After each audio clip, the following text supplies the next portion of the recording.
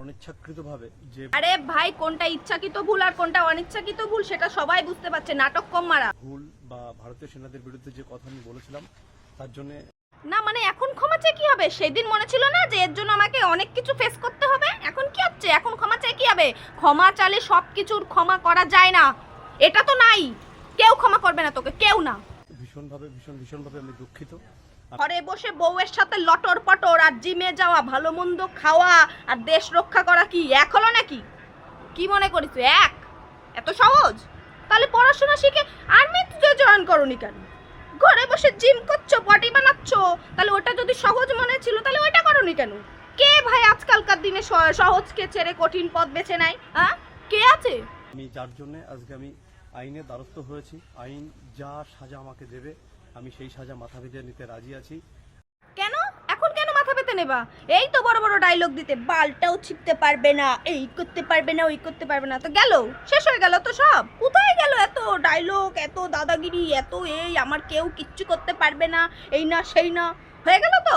হাহ, বউটাকে সাথে নিয়ে আসিসনি কেন? বউটাকে নিয়ে আসতে পারছিস না? কোথায় ছেড়ে রেখেছিস বউটাকে? নাকি কোথাও আটকে রেখেছিস, বন্দি করে রেখেছিস যাতে কেউ না ধরতে পারে? ওরকম চুলকানি স্বভাব আর হবে না, সবাই এখন জেনে গেছে তোর কীর্তি। এখন দেবে, পাছাই তুলে দেবে, সাথে তোর বউটাকেও দেবে। আর ভবিষ্যতে ভারতীয় সেনাদের জন্য যত কিছু করণীয় আমি সবকিছু করব। না মানে আমি একটা জিনিস বুঝতে পারছি না, তুই ভারতীয় সেনাদের কিছু করার কে ভাই? কে তুই? তুই দুদিন আগে ভারতীয় সেনাদের নামে উল্টো পাল্টা গালাগালি দিচ্ছিস, উল্টো পাল্টা রং কথা বলছিস, আর এখন বলছিস ভারতীয় সেনাদের তুই সবকিছু করবি, যা কিছু করার। তোর কতটুকু ক্ষমতা ভাই? তুই না ভারতীয় সেনাদের কিছু করবি? ভারতীয় সেনারা একাই 100, ওদের কারুর কোনো হেল্প লাগে না। তুই তো কোথাকার কে ভাই? কে তুই? এবং একটা কথা আজকে আমি দিয়ে যাচ্ছি। কথা দিয়ে যাচ্ছি মানে? তুই কথা দিলে আবার কত রাখিস?